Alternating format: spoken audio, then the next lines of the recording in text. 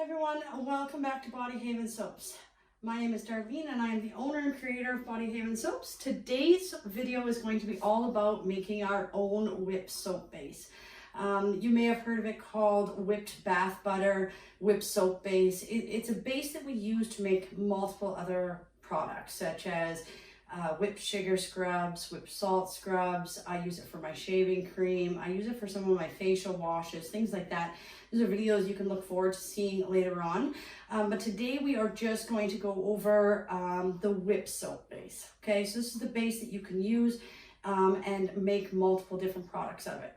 The reason I want to show this to you is simply when you buy it. So for instance, here's a bucket I bought a couple of years ago.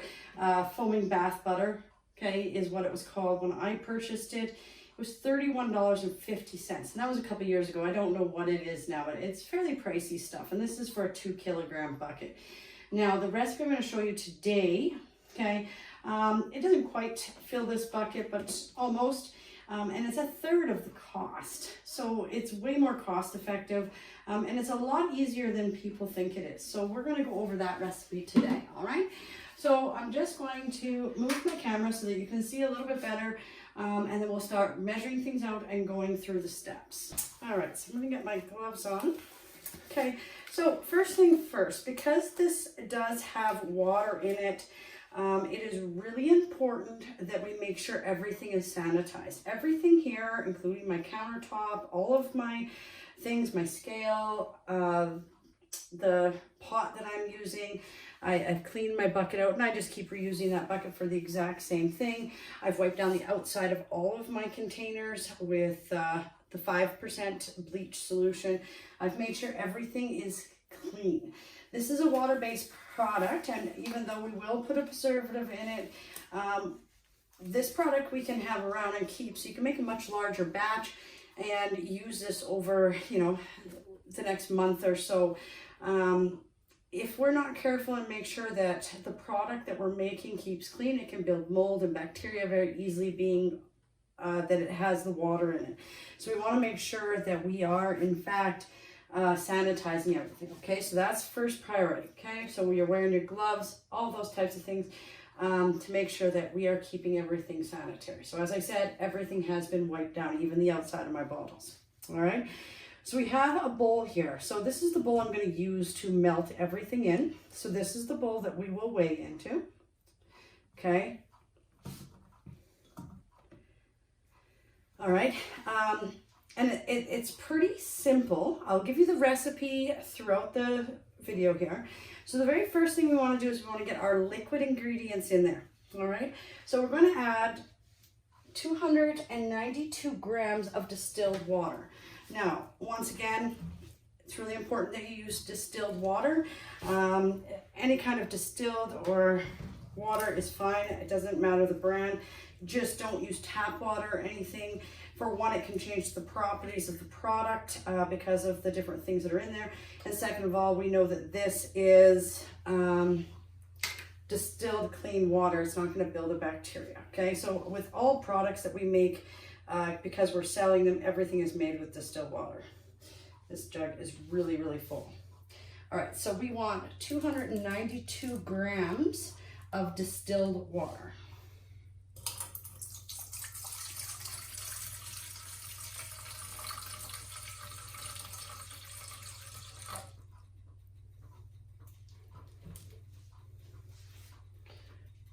Actually, okay. So that's our distilled water. All right. Then we're going to use glycerin. Now the reason that we want to use glycerin in this, this is a byproduct out of soap actually. So it is a natural byproduct of the process of making soaps. Lots of companies that make, well, it's not soap because legally it can't be called soap, but you see the bars in the stores and the commercial variety is what I'm trying to say. They actually extract the glycerin out of their soap bars and use it in their lotions and things like that. That's why they can't.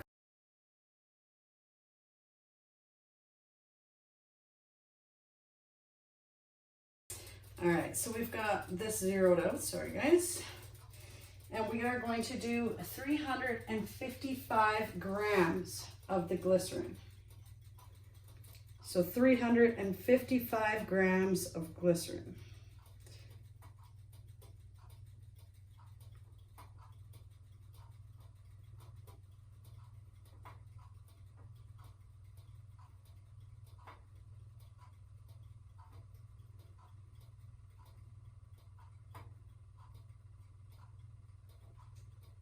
If you guys are new at weighing things out and stuff, it might be a good idea to weigh into separate containers and then mix everything together, just because it's really easy to over pour.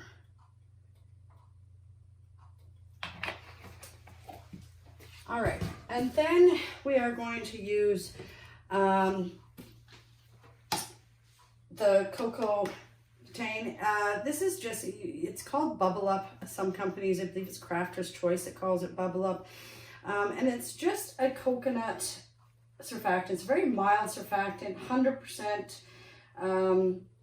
coconut-based surfactant. Okay, we want to use this in there because it has a great foam stability. So when we create whipped soap with this, after it's cooled and we've got our base done, it actually allows that base to hold that whipped form. Okay, so we're going to put in 292 grams of the cocoa betaine.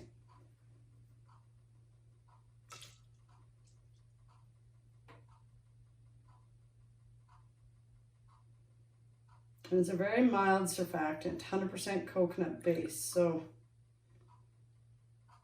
this recipe is actually a 100% vegan recipe.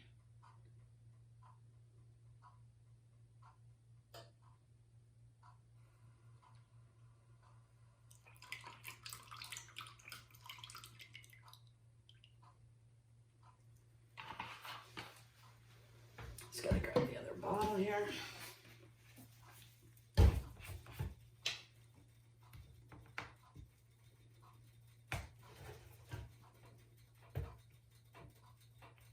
I have that really sealed.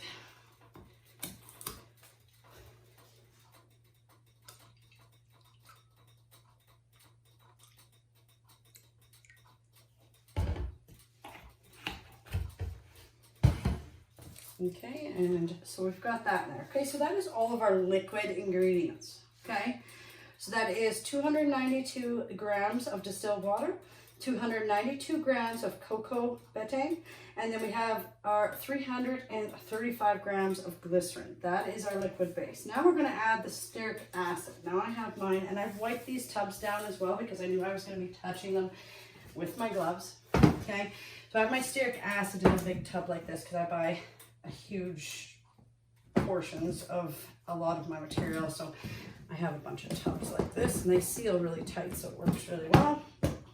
Okay, so stearic acid is actually an organic fatty acid, okay, and it comes from vegetable fats and oils. Okay, so once again, vegan. As I said, this recipe is 100% vegan, and it works as a thickener for this, and it also helps stabilize the lather so that we can make that whipped soap.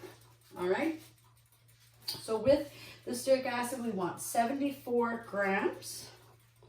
So 74 grams, and I'm just going to use my glove because I didn't wash a container, sterilize a container to scoop with, so that's what we're going to do. So 74 grams of the stearic acid.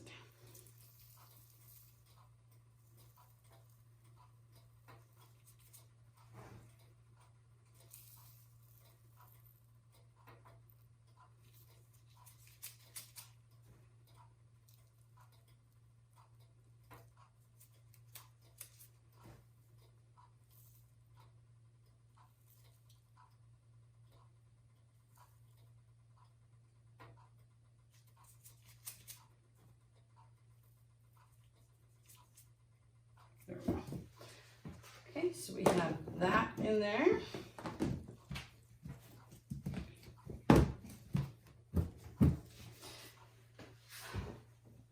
And then we are going to add our SCI. Now, our SCI, sodium cocoa isonate noodles, you can use the powder. A lot of people will use the powders on here.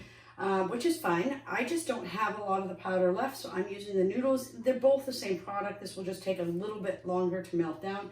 I have tons and tons of the noodles right now, so that is what I'm going to use, but you can use the powder form, okay? So with the SCI noodles, okay, they are a fatty acid derived from coconut. So we talked about this in previous videos. They're extremely gentle surfactant, okay? This surfactant is mild enough for baby skin. So it's a very gentle coconut derived surfactant, all right? And once again, I'm gonna use my hands to do this. And we are going to need 454 grams. Okay, so that's 454 grams of the SCI noodles, which is a fair bit, okay, guys? And with a powder, you guys, you're gonna wanna make sure that you're wearing a mask. There's a lot of dust that will aggravate. With the noodles, there's not as much dust that comes from it. The powder is a very fine dust that will definitely get into your lungs and make you sneeze and cough. I can kind of smell it even from this, but the powder is way worse. So make sure you're wearing that mask if you're using the powder.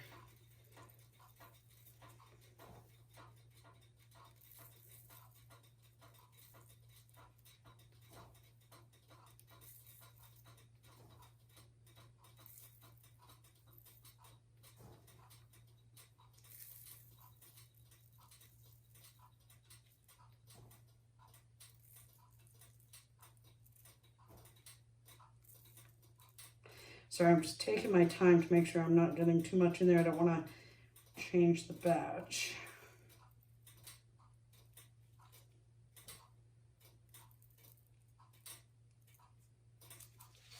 All right, perfect. All right, I'll just put the lid on this. All right, and that's everything except for our preservative that we will add at the end. So as you can see, that is a pretty simple recipe to do. There is your basic 5 ingredients, okay? So pretty easy to mix together. You've got your distilled water, your glycerin, cocoa betaine, stearic acid, and your SCI noodles. That is your main ingredients that you're gonna melt down. So now I'm just gonna give this a quick stir and make sure it's all mixed together.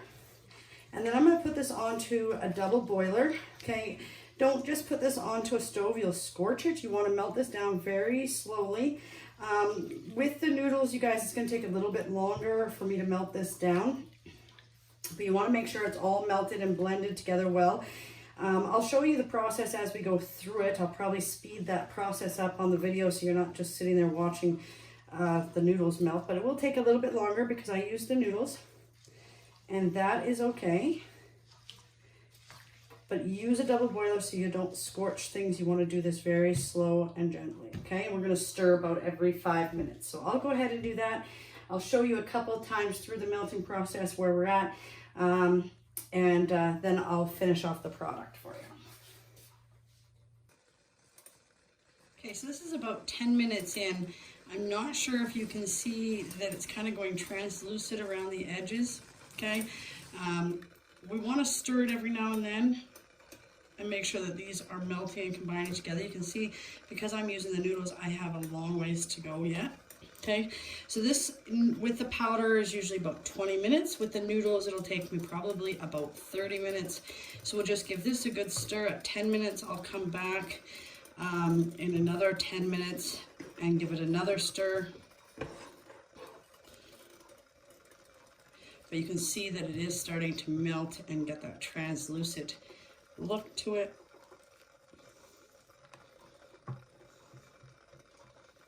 Okay, and we'll let it melt a little bit further, and then we'll come back in another 10 minutes and I'll show you what it's looking like at that point. Okay, so this is about 20 minutes into the melt. As I said, if you were using the powder, this would probably be melted to a point where you would want it at about 20-25 minutes. Because I'm using the noodles, you can see there is still a fair bit of noodles in that need to melt, but they're getting there. It's almost there, and we're getting that translucid color. So if you use the noodles, it'll take about 30 minutes. With the powder, about 20, but you can use either or. So we'll give this a good stir at 20 minutes, and then we'll come back in another 10, and it should be ready to go for the next step.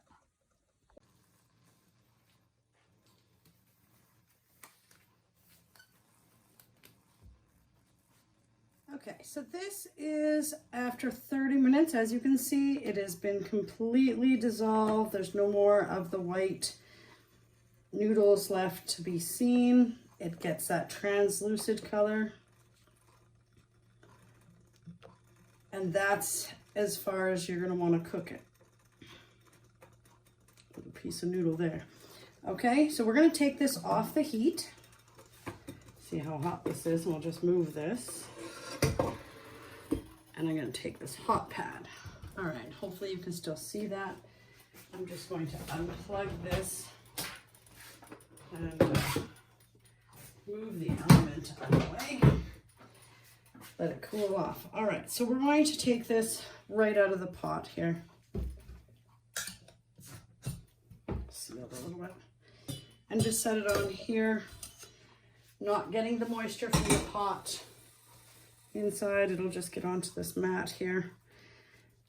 All right, so hopefully you can still see that. I'll move that a little bit better for you. So now when we take this off, it's going to be too hot to add our preservative. The only thing left that we have to do is add a preservative in here.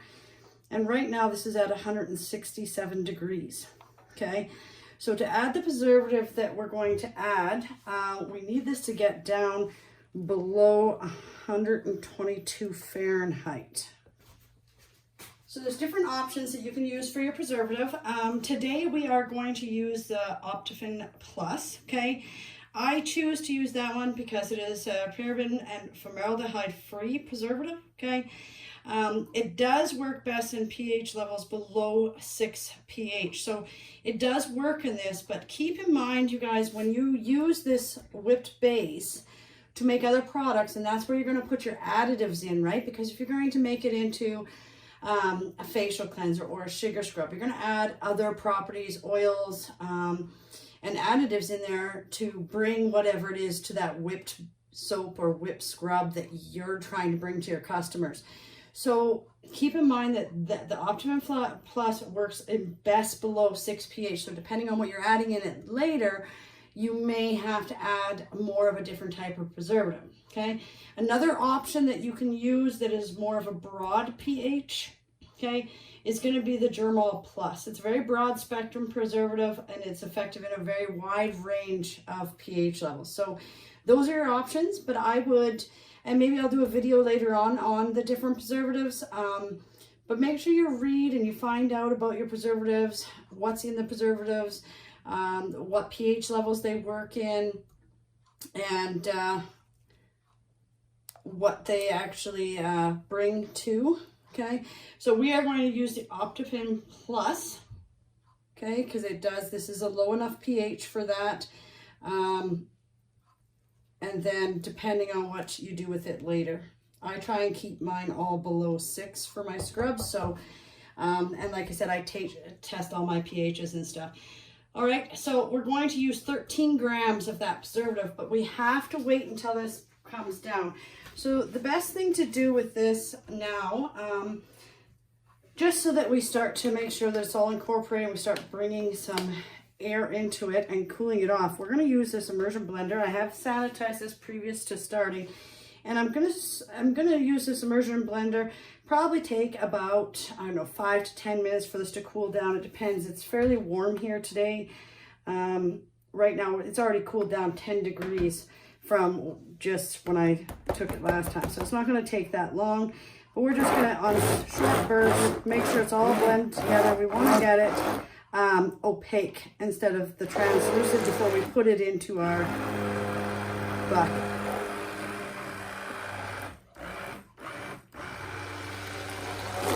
There's a thick piece of noodle there that didn't break down that I'm going to pull out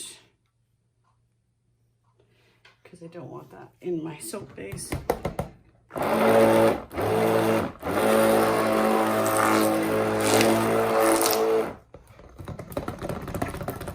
you can see how it starts to opaque again.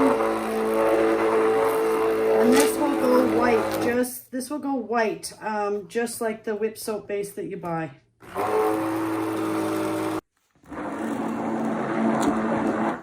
Okay, so now we are below the temperature we're looking for. You can see how thick this is, and that's why we want to blend it. We want to get it a thick consistency like that. You can see how thick that is, okay? And make it that opaque color. But we are at a temperature here where we can now add our preservative. So we will stick blend the preservative in to make sure that it mixes well in the whole thing, all right?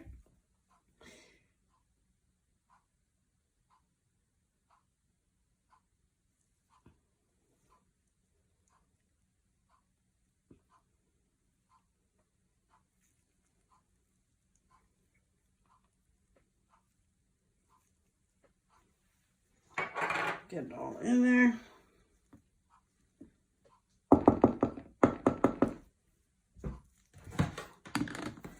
And we'll stick blend this in until it's well incorporated.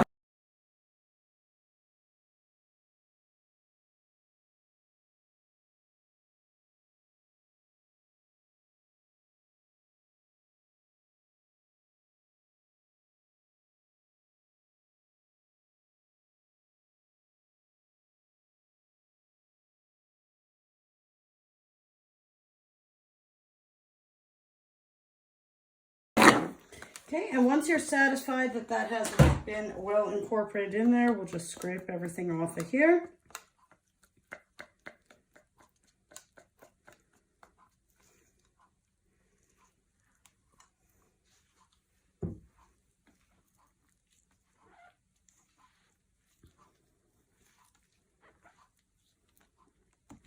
And you can see what that looks like. And that's what you're looking for, okay? Now, when this cools down, it will solidify and turn into that body butter roll. No one's, this is sanitized.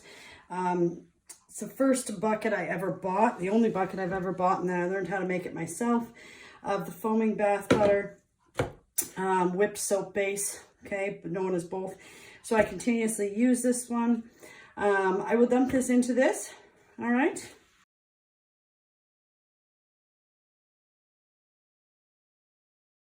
Okay, so as you can see, this is almost a full bucket. It does turn into that nice buttery whipped soap base, as you can see there. Okay, so this now you're going to let cool, and it has to cool completely.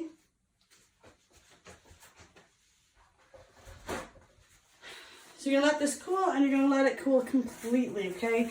Do not put a lid on this. Condensation will build, and then you'll start to get bacteria building in there. The water that we had was distilled water, and there is no surface water. We don't want any surface water. So you need to leave this out until it is completely cooled to room temperature before you put a lid on it, okay? So we're just gonna set this aside, and we will let that cool. In the next video, we'll try and do the shaving cream, okay, since I need to make some of that anyways. And I'll show you how to use this base. It's pretty simple to use. This recipe, I find, I don't have a lot of problems with over whipping, deflating, all of those things that sometimes you find with the store-bought ones. Or I've heard people have had problems. I can honestly say the store-bought stuff that I bought, I had no issues with, but other people have complained. So, I mean, I guess I really don't have an opinion on that if I haven't tried it numerous of times, but I have no issues with this, okay?